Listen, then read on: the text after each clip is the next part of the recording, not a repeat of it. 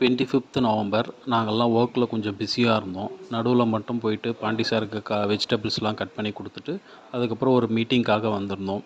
Meeting முடிச்சுட்டு போய் பார்த்தா பாண்டி சார் அதுக்குள்ளே கத்திரிக்காய் பொரியல் பண்ணி சாம்பாரும் பண்ணி வச்சுட்டாரு. காட்டுங்க, கத்திரிக்காய் எப்படி இருக்குது, டேஸ்ட் பண்ணிட்டீங்களா?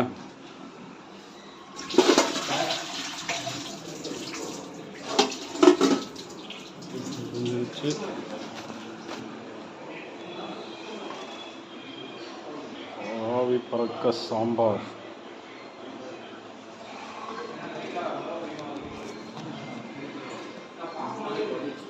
அண்ணன் ரைஸ் வைக்க போகிறீங்களா?